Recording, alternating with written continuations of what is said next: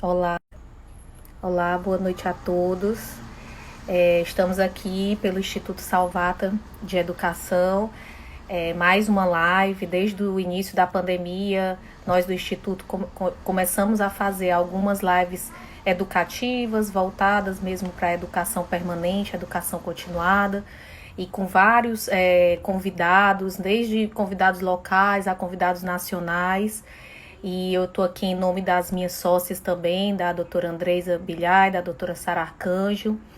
E hoje, excepcionalmente na segunda-feira, vamos fazer uma live extra, mais uma live muito esperada, com um casal muito querido, que é conhecido no Brasil e na América Latina como referência no tratamento da endometriose, na cirurgia minimamente invasiva, que é o Dr. William Conde e a doutora Mônica Zomer, que estão chegando aqui na live. Eu queria agradecer em nome do Instituto, dizer que é uma honra para mim estar aqui conversando com vocês, distantes, mais próximos, né, por conta do Covid. A gente começou a utilizar mais essas ferramentas, e eu acho que foi bem válido, né, por um lado, porque a gente consegue discutir diversos assuntos, enfim, mesmo distantes. E para mim é uma honra ter vocês dois aqui, né? O William Condo é uma referência aqui no Brasil e na América Latina em endometriose e cirurgia minimamente invasiva, trabalha em Curitiba e tem um curso espetacular de laparoscopia ginecológica lá em Curitiba também. E a Mônica também uma referência, trabalha junto com o William e faz toda essa parte de ginecologia minimamente invasiva com tamanha perspicácia, excelência, coordenando junto com ele o curso, né, de laparoscopia, e dizer que é uma honra ter aqui vocês com a gente, discutindo esse tema. Boa noite, o prazer é nosso, Catiane. Que Boa bom. noite, Catiane. Boa Obrigada pelo noite. convite. E é uma honra também para a gente estar aqui conversando com você, até mesmo porque, além da questão profissional, você é uma pessoa muito querida, né? Garanto que não por nós, mas por todos, né? E pelas tuas pacientes aí que, obviamente, vão estar te assistindo aí. Ah, que bom.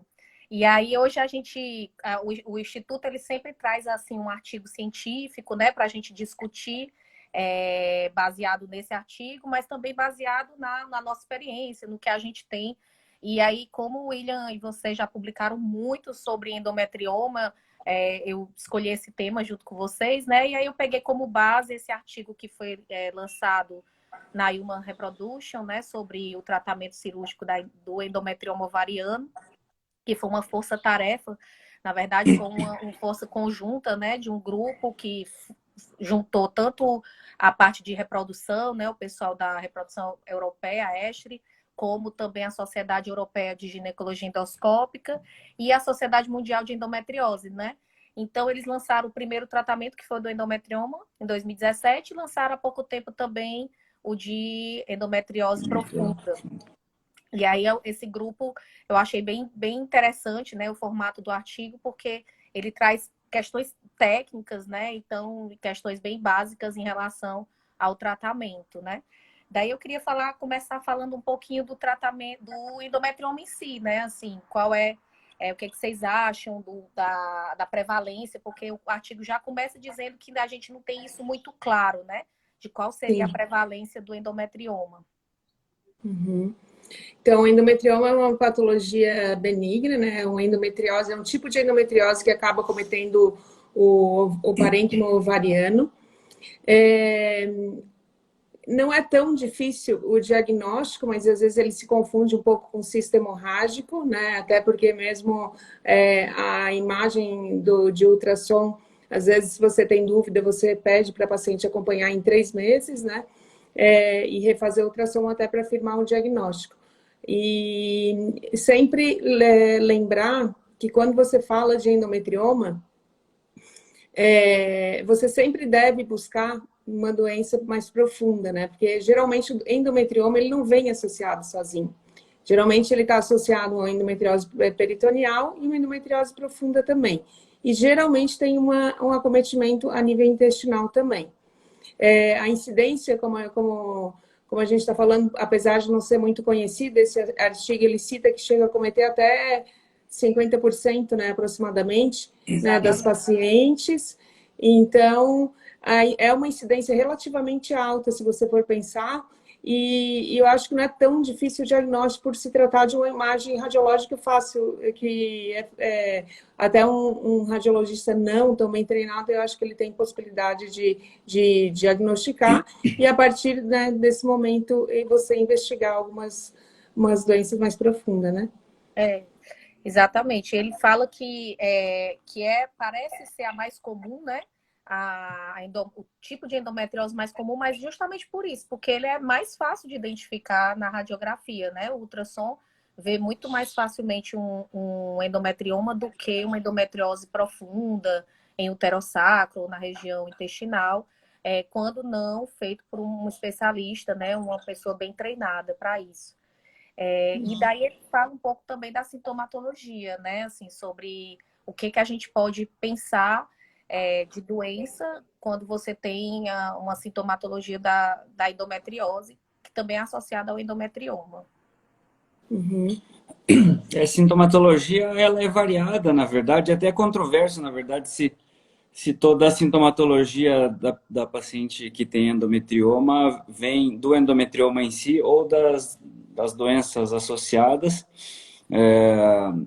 A incidência de endometriose profunda ou peritoneal associada aí é mais de 80, 90%, endometriose profunda principalmente, e endometriose superficial praticamente 100%. Quase nunca você tem um endometrioma isolado num procedimento cirúrgico, muito difícil você ter só um endometrioma. Exato. Então, e pelo padrão de inervação de todas as topografias de endometriose, na verdade, a gente sabe que o ovário tem mínima quantidade de inervação.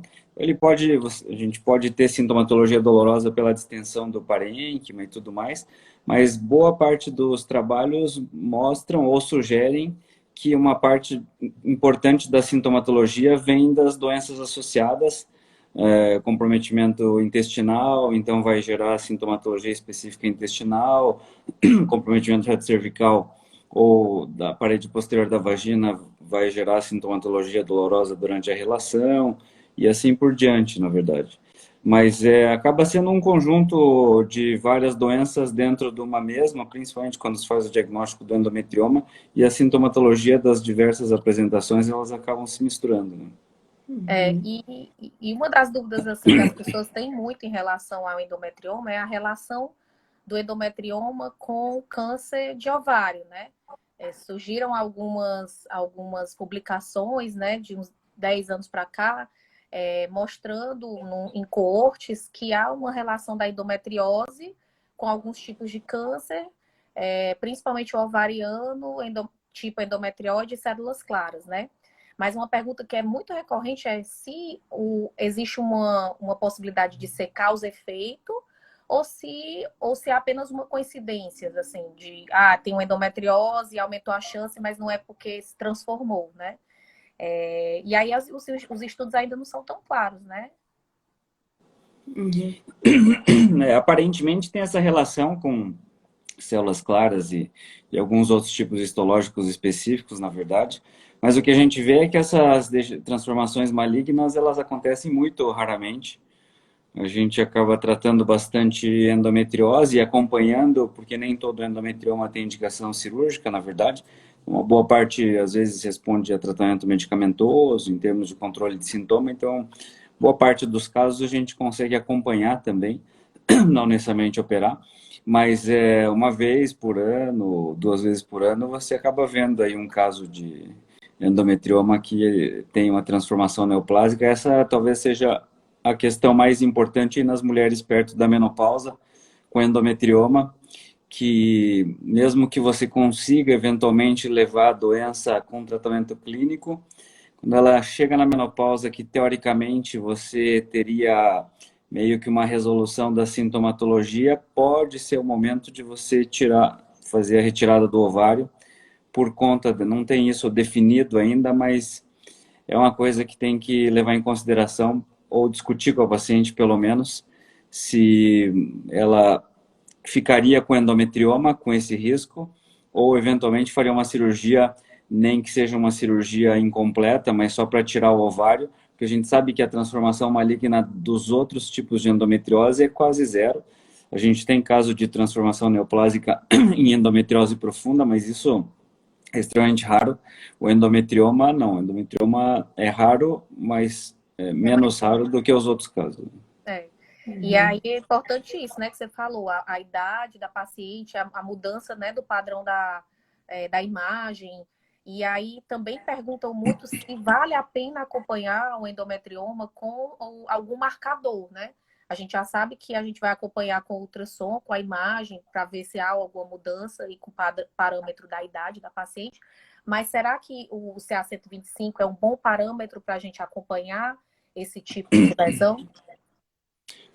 Todos os casos que eu tenho de transformação neoplásica, a paciente vem no exame de rotina com CA-125 de 1000 e já teve a transformação. Então, você pode até fazer o acompanhamento, mas quando dá aquela discrepância, já faz o diagnóstico do câncer, né? Então, não, ele só Entendi. altera quando dá uma alteração mesmo, quando você já tem a transformação. Não tem como você Até, prevenir. Ele não vai subindo progressivamente. exato. Uhum.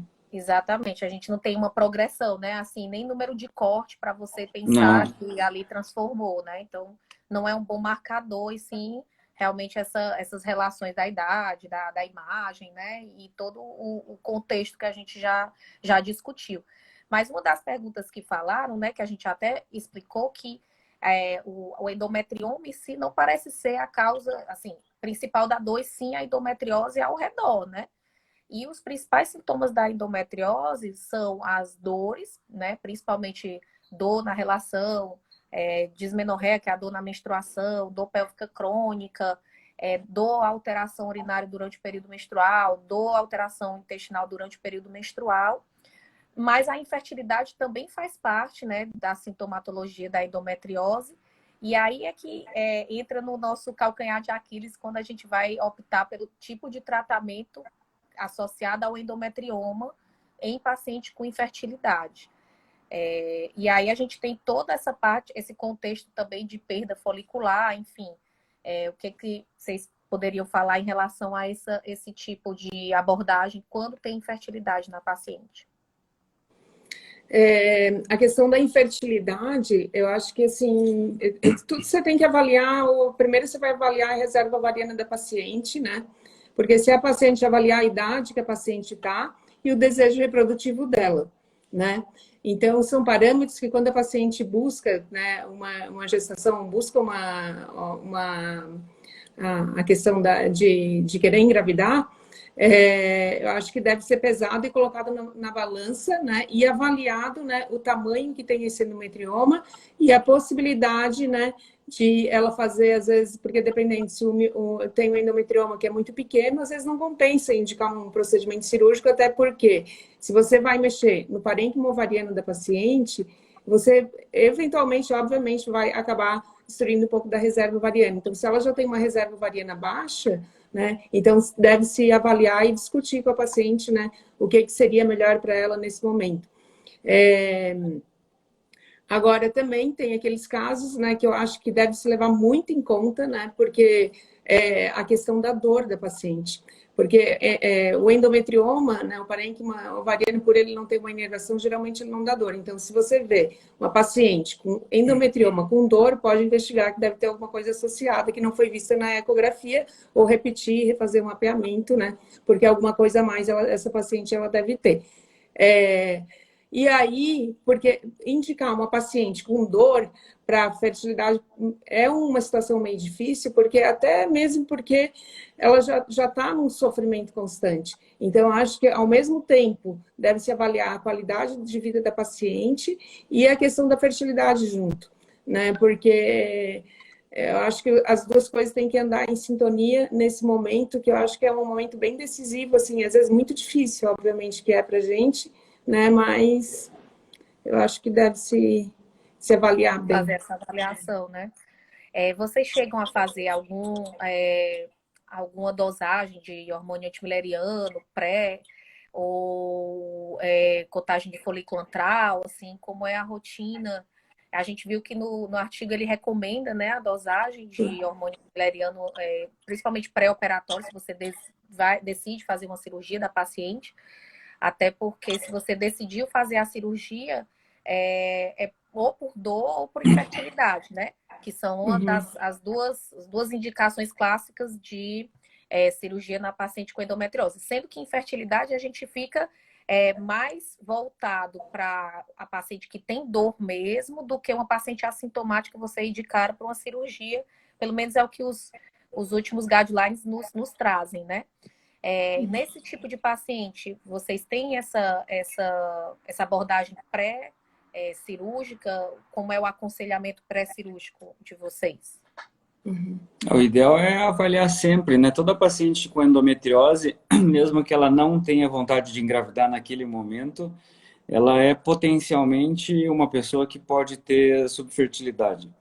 Então, você fazer a avaliação de, pelo menos, de uma dosagem de antimileriano ou alguma coisa nesse, contagem folicular antral, alguma coisa nesse sentido, serve como parâmetro até para você orientar melhor a paciente em algumas coisas, mesmo que ela tiver uma endometriose sem infiltração ovariana e que você não vá mexer no ovário, mas se ela já tem uma doença que pode levar a uma subfertilidade e ela tem uma reserva ovariana baixa, você tem que discutir com ela no pré ou no pós-operatório a importância de preservação de fertilidade, congelamento de óvulo, congelamento de embrião, que são as coisas que tem à disposição hoje e que, eventualmente, tem gente que vai querer fazer, tem gente que não vai, mas são as opções e para qualquer situação que você trate a pessoa que tem o risco de ter uma fertilidade diminuída, são coisas importantes para discutir no pré-operatório. Então, é importante fazer de rotina para qualquer tipo de endometriose. Para o endometrioma é mais importante ainda, porque se você tem um endometrioma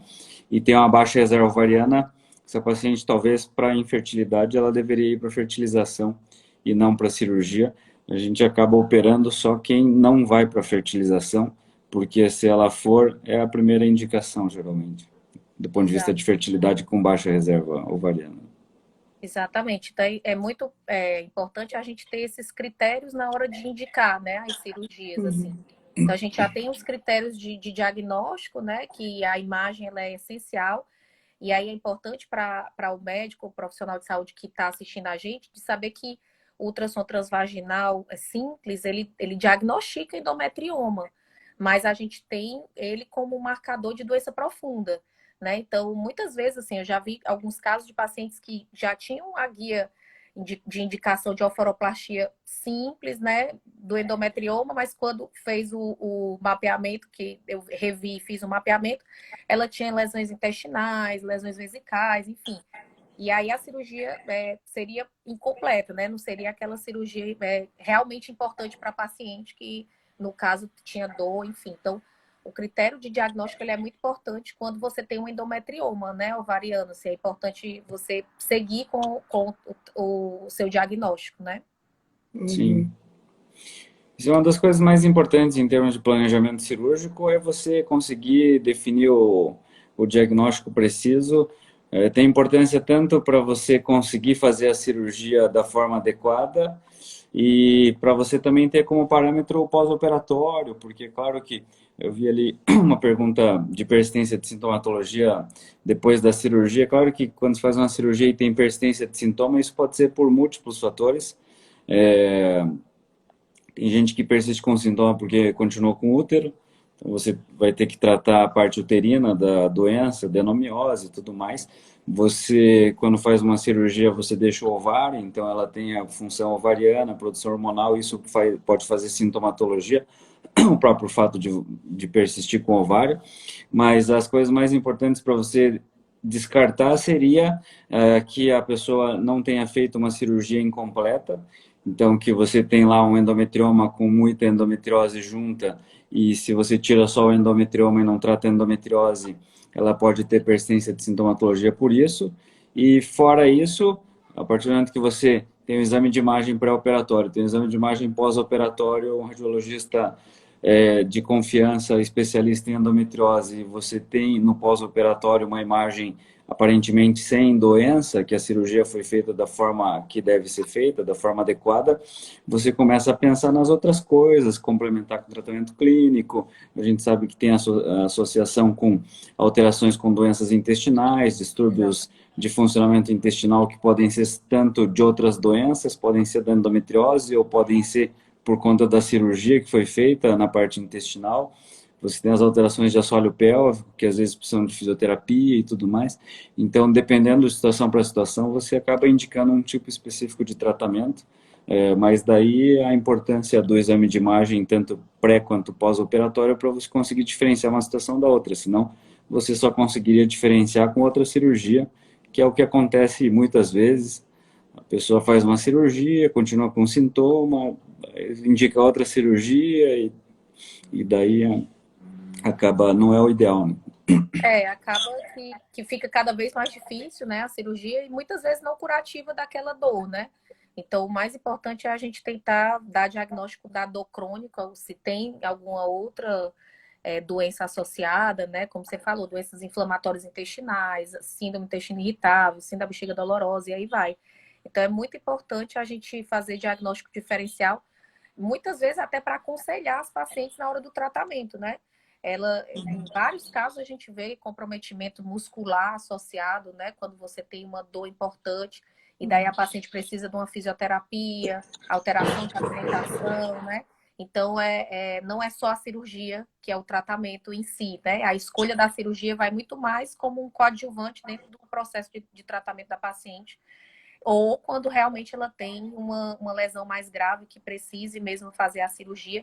E daí foi até uma das perguntas, né, que fizeram agora, assim, aqui na live, foram duas, na verdade. Uma foi prévia, paciente com 7 centímetros de endometrioma, é uma indicação clássica de cirurgia, e se ela tiver infertilidade, faz a cirurgia e depois faz a FIV, ou faz cirurgia só cirurgia e deixa engravidar espontaneamente. E a outra pergunta foi: se a paciente tem, perto da menopausa, uma endometriose assintomática, mas tem endometrioma bilateral de 3 centímetros, o que é que a gente vai fazer com essa paciente, né? Uhum. Então, a primeira pergunta foi... Do tamanho, se o tamanho importa na hora da gente fazer a solicitação da cirurgia, né? Se a gente vai fazer a cirurgia por conta só do tamanho e se isso vai influenciar na gravidez. Uhum. Quando tem um endometrioma muito grande, né? Obviamente que você vai avaliar a fertilidade, vai dosar o hormônio antimileriano, vai avaliar a fertilidade que a paciente se encontra no momento, mas endometrioma muito grande, às vezes compensa você operar, até mesmo porque se for fazer uma captação de óvulo, alguma coisa assim, a qualidade é melhor, né? Se você não tem a doença. Então, eu acho que sim, eu acho que seria indicado nesses casos, só que, obviamente, fazer com alguém, porque assim, a gente sabe que toda cirurgia é operador dependente, e se você faz uma cirurgia e entra num plano corretamente, né, quanto menos afetando o parênquima, melhora também a chance depois da paciente não modificar tanto a reserva ovariana dela. Então, isso já tem até trabalhos que falam sobre isso. Então, eu acho que vale a pena sim. Mas essas pacientes com endometrioma, normalmente endometrioma com mais de 4, 5 centímetros, em teoria seria uma indicação de cirurgia. Claro que na prática você tem aquela paciente que não quer mais engravidar e que às vezes tem uma boa resposta com tratamento medicamentoso, pode até manter tratamento medicamentoso, contanto que não tenha nada muito diferente na evolução, com risco de transformação neoplásica, ou que a lesão continue crescendo e tudo mais. Mas sempre na endometriose ovariana, o problema é a paciente que quer engravidar. E isso porque a cirurgia não é uma garantia que ela vai conseguir engravidar, e dependendo da reserva ovariana que ela tem, a cirurgia pode prejudicar os tratamentos, na verdade. Então, mesmo os endometriomas grandes, eles, ao mesmo tempo que eles atrapalham o tratamento de fertilização em algumas situações, Mas às vezes, se você faz uma estimulação e a paciente tem um ovário normal de um lado e outro doente, às vezes o ovário doente responde no tratamento e você capta óvulo daquele ovário. Então, toda paciente que tem uma reserva ovariana borderline ou baixa e tem um endometrioma, é claro que se ela tem possibilidade de ir para uma fertilização direto, essa seria a primeira indicação, porque aquele ovário às vezes poderia responder se você não tiver operado ele, e depois da cirurgia talvez ele não vá responder mais. Claro que aquela paciente que tem a lesão ovariana e tem mau resultado nos tratamentos, essa é uma paciente que com certeza tem que fazer cirurgia e depois ela vai ver qual a resposta daquele ovário, porque tem algumas que às vezes vão ficar com uma reserva ovariana muito ruim e ela vai ter que ser submetida à fertilização com doação de óvulo, porque ela não vai ter mais ovário bem funcionante. Tem algumas que você vai ter uma resposta pior, mas em termos de qualidade de óvulo e embrião melhor, por você ter tratado a endometriose, então ela tem menos óvulos na estimulação, mas às vezes são óvulos de melhor qualidade, que às vezes vão gerar embrião e ela vai conseguir obter uma gestação. Mas geralmente a primeira indicação para baixa reserva ovariana seria fertilização na presença de endometrioma, né? E isso vale principalmente para endometrioma bilateral, grande, paciente que já tenha feito cirurgia anterior. Então, às vezes a paciente já operou um endometrioma de um lado, 5, 10 anos antes, e tem um endometrioma grande do outro lado. Essa é uma paciente que é como se fosse ter dois endometriomas, dos dois, bilateral, porque você não sabe se ela tem uma função ovariana mais ou menos, se de repente a função ovariana dela não vem toda daquele ovário que você vai operar. Então, também uma coisa importante é você levar em consideração as cirurgias prévias, porque muitas dessas pacientes com endometrioma, você vai reoperar a endometriose ovariana. Exato. E principalmente se você está reoperando o ovário do outro lado, é uma preocupação. Se você está operando o mesmo ovário, até é uma preocupação para aquele ovário, mas para o outro não. Mas se você operou um e agora está operando o outro, você não tem como saber a reserva ovariana de onde que está vindo, né? Exatamente. Então é importante demais essa avaliação pré-cirúrgica, né? E saber se realmente a paciente tem a necessidade cirúrgica antes de uma fertilização ou faz a fertilização antes, cirurgia depois e coloca o embrião depois da cirurgia para melhorar o ambiente, né, inflamatório pós-cirúrgico para implantação. E daí é uma das dúvidas também, né? Se em pacientes sintomáticas que fizeram se existe um tempo entre a cirurgia e a colocação, né, a fertilização, ou, por exemplo, um paciente que vai para a cirurgia e vai tentar gravidez espontânea, se existe um tempo pós-cirúrgico de esperar, não, vamos dar aqui um análogo, ou então vamos dar aqui um progestágeno por 3 meses, por 1 mês. Existe esse tempo? A literatura traz isso para a gente ou não? O que a gente faz normalmente é assim, análogo pode ajudar na fertilização pós-cirurgia, se a paciente tiver adenomiose. Então tem algumas coisas que dizem que talvez valeria a pena você fazer análogo 3 meses e fazer a fertilização 3 meses depois. Mas isso pensando em fertilização direto pós-cirurgia, não em tentativa de gravidez espontânea. Para a gravidez espontânea, teoricamente, não tem benefício você fazer tratamento clínico. Então, normalmente a gente libera para engravidar de acordo com o que foi feito na cirurgia, principalmente se foi feita alguma ressecção vaginal, paciente que tinha infiltração do fórnix vaginal posterior, você só vai liberar para tentar engravidar 60 dias depois, porque é o tempo de cicatrização que ela pode começar a ter relação. Então, você esperaria aí pelo menos 50, 60 dias. Se ela tinha algum mioma associado, que não tem nada a ver com endometriose, mas às vezes tem uma cirurgia associada, você vai esperar pelo menos 3, 4 meses, que é o tempo da cicatrização da miomectomia.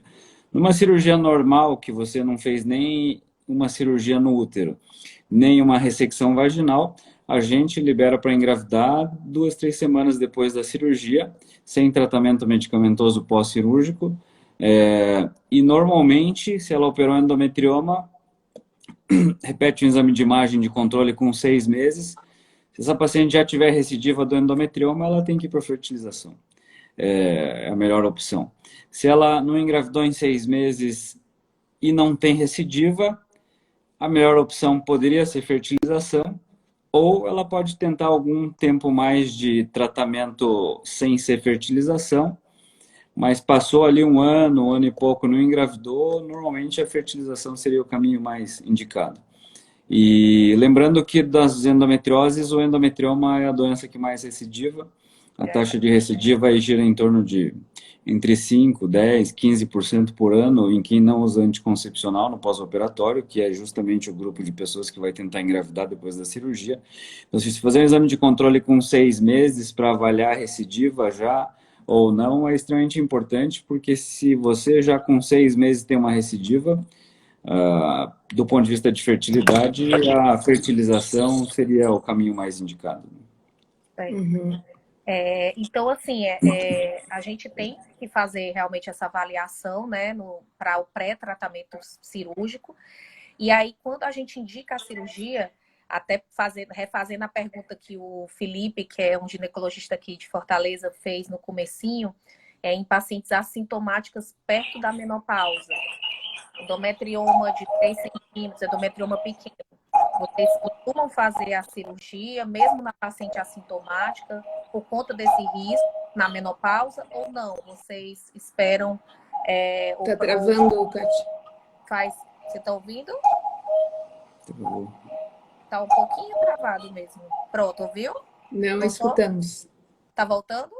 Tá, Agora pode voltou. repetir a pergunta, Voltou. por favor? Então, o Voltou. Felipe, Voltou. que é um ginecologista aqui de Fortaleza, ele fez uma perguntinha logo no início sobre pacientes assintomáticas.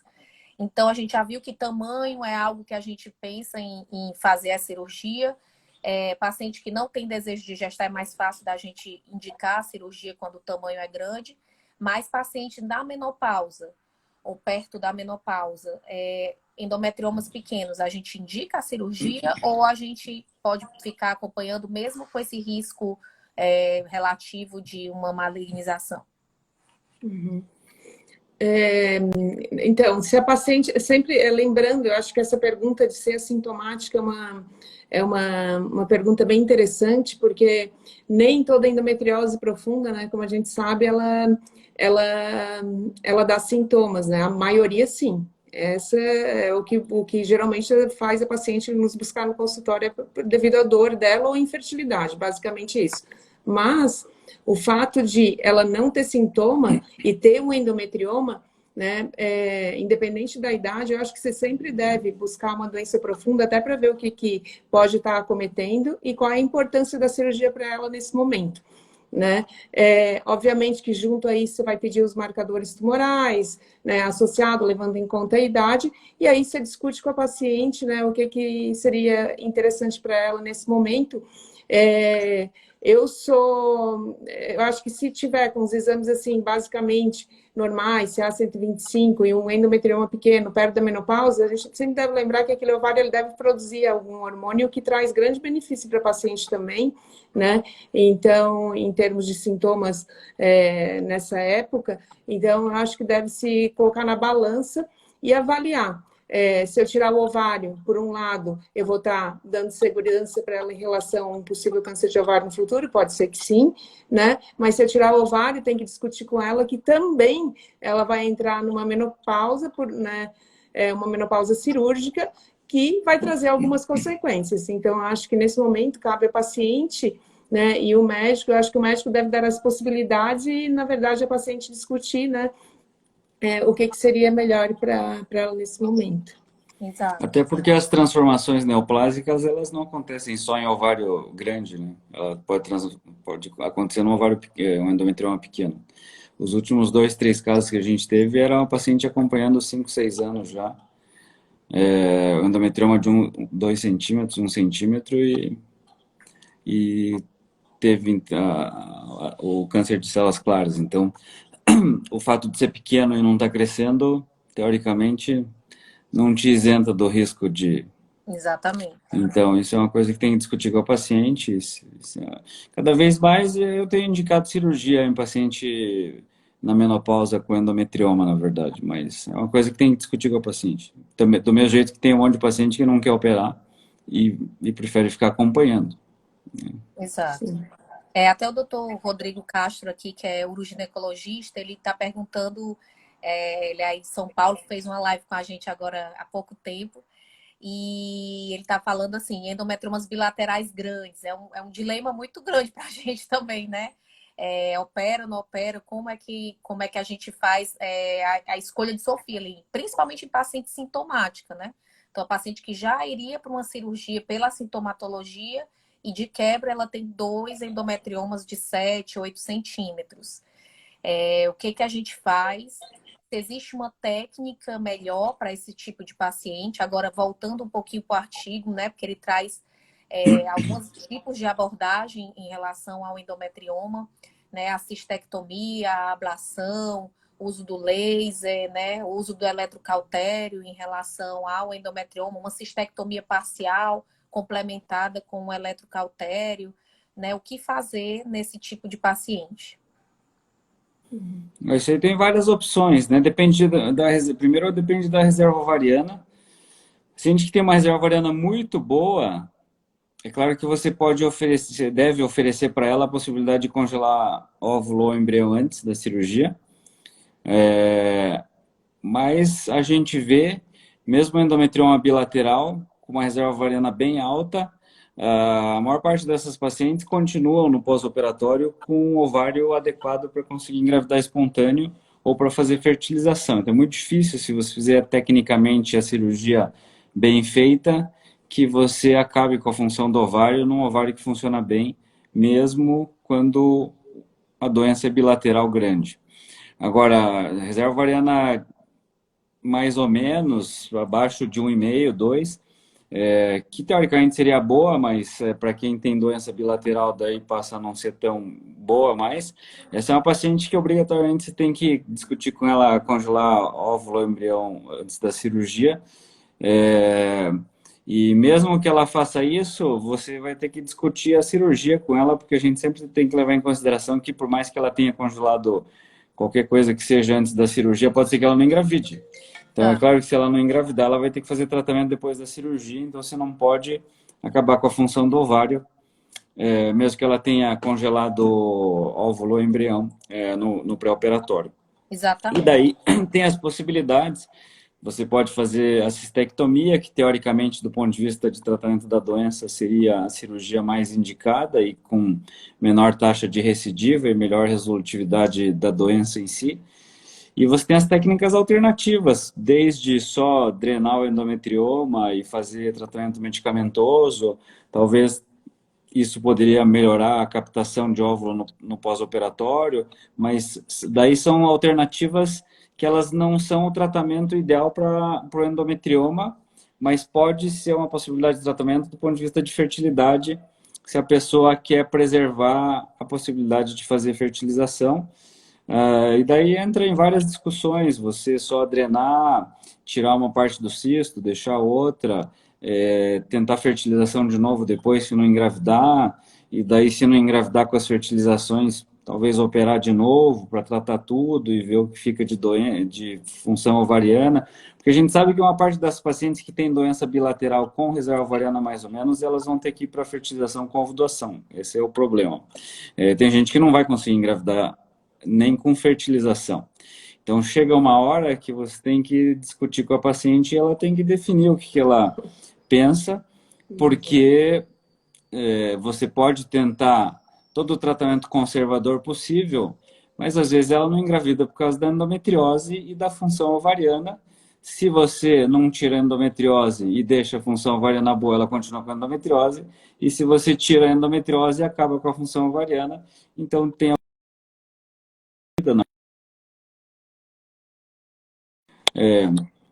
E daí a decisão, na verdade, tem que ser uma decisão compartilhada, inclusive, com o colega da reprodução, para você conseguir chegar à melhor estratégia em cada caso, né? Porque esses são os casos mais complexos de manejo da parte de fertilidade com endometrioma com reserva ovariana baixa, né? Não. É realmente a parte mais difícil, né, de conduzir, até como você falou. Não é porque ela tem 10 embriões congelados que eu vou poder fazer uma cirurgia e diminuir mais ainda a reserva. Então, a paciente tem que estar ciente de que ali pode diminuir sim a reserva, por melhor que seja a cirurgia, e que nem sempre só esses embriões dão certo, né? Às vezes a paciente é submetida a vários ciclos de fertilização ou de implantação e mesmo assim não engravida, então é importante demais deixar a paciente também ciente em relação à técnica cirúrgica, tentativa de manter a fertilidade, mas que muitas vezes isso diminui também a reserva durante a cirurgia, né? É porque a gente sabe que... E tem vários trabalhos. Na verdade, de todos os trabalhos, tem trabalhos que vão tanto para um lado quanto para o outro. Então, não tem... A gente não sabe 100% exato, mas assim, tem vários trabalhos que mostram que quando você faz um tratamento com endometrioma, você pode ter uma resposta muito boa, se a paciente tem uma boa reserva ovariana, mas nem sempre a qualidade do material obtido é boa. Às vezes você tem muito óvulo, os óvulos não fecundam, ou fecundam, o embrião não é bom, não implanta, e é difícil você saber se isso não é da endometriose, e inclusive tem vários trabalhos que mostram que o resultado pós-cirurgia pode ser melhor em algumas pacientes dos tratamentos de fertilização. Em algumas situações você tem uma diminuição de número de ócito, de óvulo captado, na verdade, então isso demonstra que a cirurgia diminui a quantidade de óvulos, mas às vezes a qualidade do óvulo e do embrião é igual ou melhor ao tratamento prévio à cirurgia.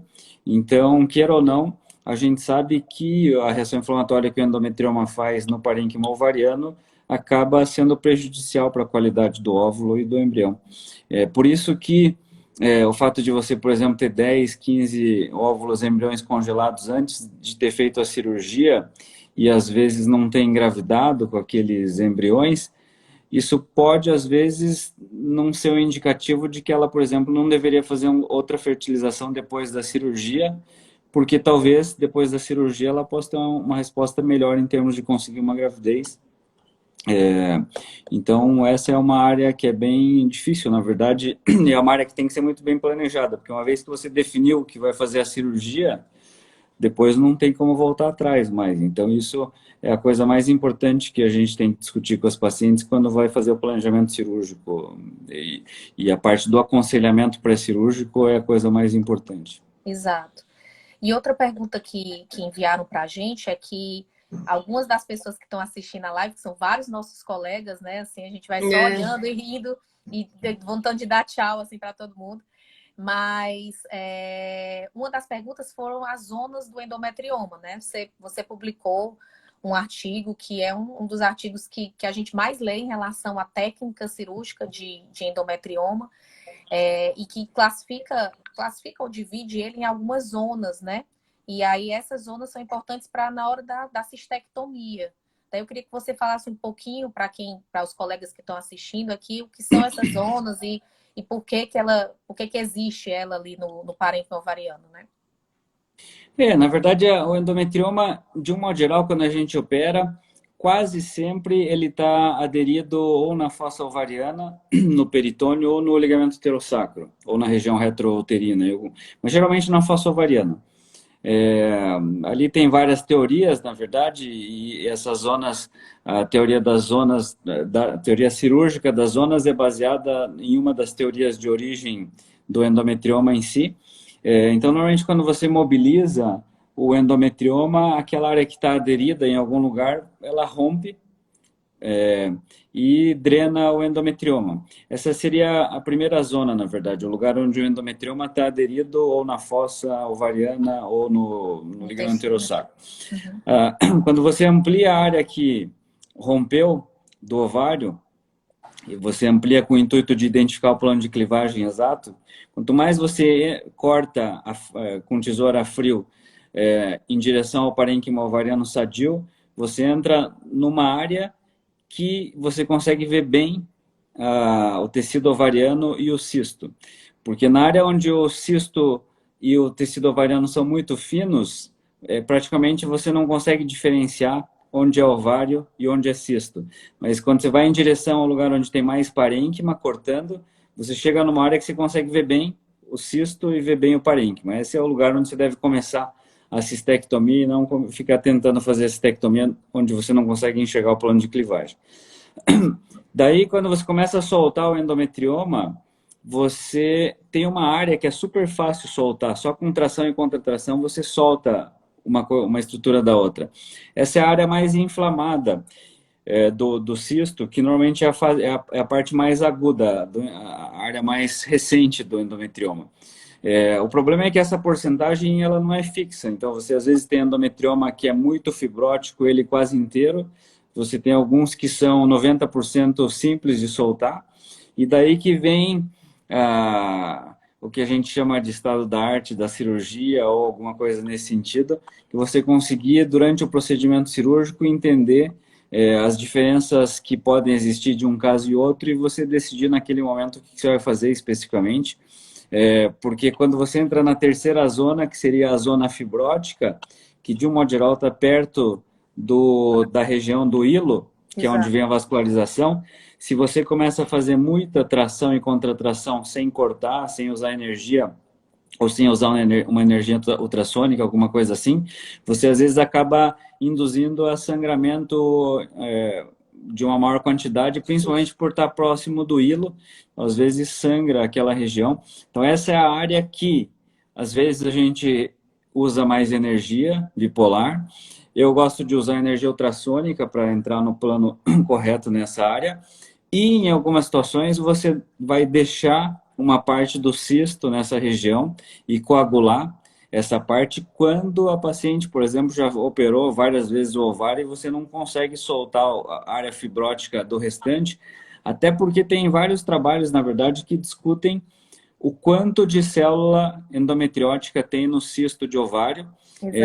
Tem gente que acha, e isso a gente discutiu no congresso em Dubai, agora em março, na verdade, tem gente que começando a achar que o endometrioma você não deve nem tirar ele do ovário, você deve deixar ele, porque tem vários estudos mostrando que a quantidade de célula endometrial é pequena e você não consegue, a olho nu ou na cirurgia, saber onde que é o tecido que tem tecido endometriótico ou não. Então, quando você tira o cisto inteiro, teoricamente, tem lá 80% ou 90% que não precisaria ter tirado, que talvez nem tenha tecido endometrial. Mas isso é uma coisa que não dá para ver durante a cirurgia, ou só o patologista consegue ver isso. Mas é uma das teorias que talvez venha mais para frente, de que talvez o endometrioma não precise ser ressecado por completo, na verdade. Exato, né? A gente ainda não tem isso, mas já tem estudo nesse sentido. E vai ser muito importante, né? Porque quanto menos você entra nessa zona fibrótica, né? Menos você danifica o ovário. Porque se você começa a sangrar, né? Fez uma cistectomia inadvertida, fazendo muita tração naquele local, e o sangramento é muito importante, em muitos casos você vai ter que ligar o infundíbulo ou cauterizar mais ainda aquele local, e isso acaba danificando a reserva ovariana. Então, é você pesar realmente como você vai fazer essa cistectomia total ou parcial naquele exato local onde você tem uma dificuldade técnica, que ela é muito comum, né? A gente vê muito isso durante a cirurgia, na hora dessa areazinha mais fibrótica, que, como você falou, a área pode ser enorme, mas pode ser pequena, e só na hora lá que a gente vai conseguir identificar mesmo na hora da cistectomia, né?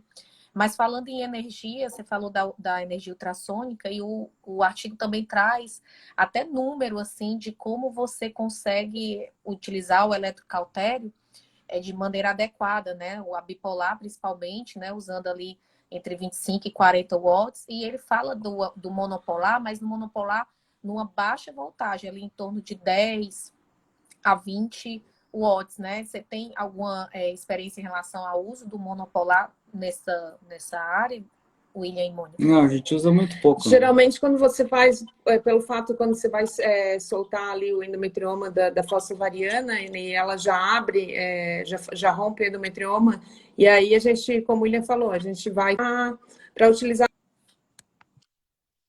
menos energia e danificar o parênquima ovariano da paciente e, consequentemente, a reserva ovariana dela. Então, a energia, eu acho que sim, ela deve ser usada e bem aplicada né? Porque se você faz um sangramento difuso, como você falou, você começa a cauterizar o ovário, aí é uma encrenca total, porque daí a reserva dela vai lá embaixo. Então, assim, tração contra tração, bipolar, sangrou um pouquinho, bipolar pontual, eu acho, né? E dessa maneira você acaba fazendo uma cauterização mais efetiva do ovário onde realmente precisa, né? E a gente, por hábito, nas cirurgias, a gente tem que... Porque, geralmente, quando tem endometrioma, ela tem outra doença associada também, né? E endometriose superficial, profunda. Então, por rotina, a gente acaba sempre abordando o ovário primeiro justamente pelo sangramento difuso, porque sempre quando ovário é um órgão que sangra demais. Então, você fazendo a cauterização efetiva, por mais que faça, que você tenha essa efetividade cirúrgica no momento, vai chegar uma hora que vai estar babando. Então, a gente costuma fazer, não tem grande sangramento, faz todo o resto que precisa e depois volta, que geralmente não precisa fazer mais nada. Então, assim, você evita de fazer uma cauterização em lugar desnecessário, né, na paciente. Então, acho que essa é a vantagem. E em termos de você usar o Tracision ou bipolar, eu acho que isso depende da experiência do cirurgião. Acho que os dois são bons, né, desde que você aplique adequadamente. Exato. E a energia monopolar, ela acaba tendo uma penetração maior no tecido, né? Então, mesmo se você for usar a energia monopolar, o grande problema do monopolar é que ele gruda no tecido, então você tem que usar no modo meio fulguração, mas mesmo assim a penetração é maior, então a gente tem um pouco de receio de usar a energia monopolar. As outras opções seria plasma e laser, na verdade, que você tem um poder de penetração um pouco menor, que tem alguns cirurgiões que acabam utilizando como alternativa, na verdade, você fazer uma drenagem e uma cauterização da superfície interna do cisto com laser ou plasma. O grande problema é que uma vez que você fez isso, depois você não consegue nunca mais tirar aquele cisto, né? Porque daí você vai induzir aquela fibrose que você não consegue tirar mais. Então, acho que é uma coisa interessante para endometrioma recidivado, talvez. Assim como a alcoolização, tem alguns estudos de alcoolização que são bem interessantes. Tem um grupo italiano que está estudando isso, que eu acho que é interessante, mas mais para casos de recidiva, né? Para a primeira cirurgia, quando o ovário tem condições de ser operado, tem uma boa reserva ovariana, de um modo geral, se você puder fazer uma cistectomia e tratar a doença por completo, talvez seja a primeira indicação. Para reoperações, daí acho que a gente tem que começar a pensar em algumas terapias alternativas. Joia, era até uma das duas perguntas que fizeram sobre laser e plasma, né? Quando utilizar, então acho que a gente tem que ter esse cuidado em relação à fibrose, né? Que pode ter depois da cirurgia. Então, em casos de recidiva, acho que vale a pena a gente pensar em relação a isso. E outra pergunta que sempre fazem, tanto William quanto Mônica, é se existe uma técnica de sutura ou de suspensão desses ovários, assim, pós-cirúrgico, né? Se é necessário, se não é necessário, se isso melhora a aderência pós-cirúrgica ou não, né? O que vocês pensam em relação a isso no caso do endometrioma? Uhum. No endometrioma, eu costumo suturar quase sempre, eu não suturava antes, na verdade, em Clermont-Ferrand eles não suturavam também, mas acho que faz uns 4, 5 anos que eu comecei a fechar o endometrioma, a não sei que ele seja muito pequeno, mas assim, com mais de 3, 4 centímetros, costumo fechar, principalmente porque em 99% dos casos, quando você trata o endometrioma, você vai ressecar a fossa ovariana também, porque ele está aderido ali na fossa, então quase nunca você vai ter um endometrioma que não tem que ressecar a fossa ovariana junto. Se você deixar o tecido cruento da fossa ovariana em contato com o tecido cruento da superfície interna do ovário, onde foi tirado o cisto, e de um modo geral essa superfície interna está voltada para a fossa ovariana, porque é o lugar onde estava grudado o cisto, então você sempre vai abrir o ovário na face voltada para a fossa ovariana. Você vai deixar duas superfícies cruentas em contato, e isso aumenta muito a taxa de aderência ali naquela região. e você reoperar uma paciente que operou endometrioma, secou o ureter, e tem aderido ali o ovário em cima do ureter e tudo mais, é super complicado. Tanto é que em algumas situações a gente não consegue dissecar o ureter inteiro e você às vezes vai ter que deixar um pouco de fibrose ali em cima porque você não consegue entrar numa segunda vez numa cirurgia, numa situação dessa. Fechando o ovário, você diminui um pouco isso, porque pelo menos você deixa o ovário sem uma superfície cruenta e deixa só a fossa ovariana. O ideal seria usar uma membrana antiaderência ali naquela região. O grande problema, e a gente não usa de rotina isso, é que como mais de 50%, 60% de quem tem endometrioma tem endometriose intestinal junto, e a gente tem algumas experiências ruins de uso de membrana antiaderência junto com ressecção intestinal, assim, o paciente fazer pelviperitonite no pós-operatório, provavelmente por contaminação, translocação bacteriana e contaminação do interstício ou qualquer membrana que seja. A gente não usa a membrana antiaderência para paciente que faz ressecção intestinal ou ressecção vaginal, que é quase sempre em quem tem endometrioma. Mas eu acho que o ideal seria você colocar a gente coloca um intercídio de rotina, por exemplo, numa paciente que está reoperando o endometrioma e não tem mais endometriose intestinal, por exemplo.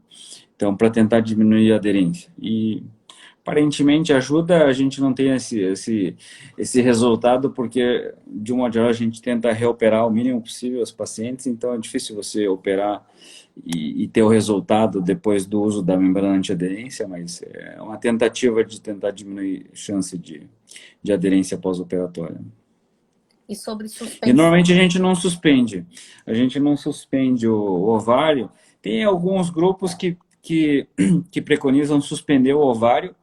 Teoricamente tem um sentido, porque você vai tirar o ovário da fossa ovariana, mas eventualmente, mas isso, na verdade, do mesmo jeito que a gente não tem o resultado pós-cirúrgico do uso de membrana antiaderência, a gente também não tem o resultado pós-cirúrgico da suspensão ovariana, só porque você deixou ele suspenso ali, que ele não vai fazer aderência, e de repente ele pode até fazer uma aderência em outro lugar, na verdade. Então, assim, e o fato de você deixar o ovário sob tração suspendido, ninguém garante que... Porque é um dos mecanismos que a gente pode cogitar da possibilidade da paciente com endometrioma ter uma função ovariana diminuída é por causa da tração, que às vezes a aderência faz e traciona o infundíbulo pélvico, e essa tração talvez pudesse fazer uma isquemia no ovário e a paciente tem uma diminuição da reserva ovariana por isquemia em decorrência de tração. Se você tracionar o ovário na parede, você pode fazer a mesma isquemia transitória, eventualmente. A gente não sabe qual que é o resultado da suspensão ovariana. Teoricamente, pode ter um sentido, mas não tem estudo mostrando que realmente você deveria fazer de rotina. Exato. Queria dizer que a gente está com o nosso tempo finalizando aqui a live, né? O Instagram, ele dá 1 hora para a gente aqui, contínua, né? E eu queria dizer que eu fico muito feliz, assim, foi 1 hora muito proveitosa, muito satisfeita de ter vocês dois aqui comigo, dizer que é uma honra ter aqui vocês no Instituto. E muito do que eu aprendi de técnica cirúrgica, sobre endometriose, eu aprendi vendo vocês operando, estando com vocês aí, lendo os artigos que vocês publicam. Então, muito obrigada pela minha formação, né, de cirurgiã, e por vocês formarem tantos bons cirurgiões que estão aí no Brasil e na América Latina. Vários colegas da América Latina aqui vendo a live, e vários colegas que com certeza já passaram aí com vocês e sabem da importância que vocês dois têm aqui para o Brasil, de trazer educação continuada, de levar a educação para os cirurgiões e para quem está aí Brasil afora tentando fazer o que há de melhor na medicina, né, baseado em evidência e com a boa técnica cirúrgica. Então, eu queria muito agradecer vocês em nome do Instituto e dizer que é a primeira, né? Aguardem aí que eu chamo Com mais. certeza. Obrigado. A gente gostaria de agradecer também. Foi um prazer o convite e esperamos que tenhamos mais discussões. Muito obrigada também.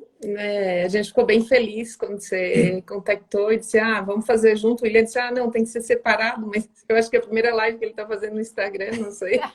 Eu tenho preguiça de Rapaz, fazer. é uma honra para mim, quando eu vi. Mas, assim, só o fato de receber um convite teu também foi uma honra para a gente, porque você é uma pessoa muito querida e eu acho que não só para nós, assim, né? Dá para ver pelo grupo que entrou aqui no Instagram, né? O grupo do Gladiador, do Armando, então a gente viu que tem bastante gente aí. Muito obrigada. Não, obrigada, digo eu, e até a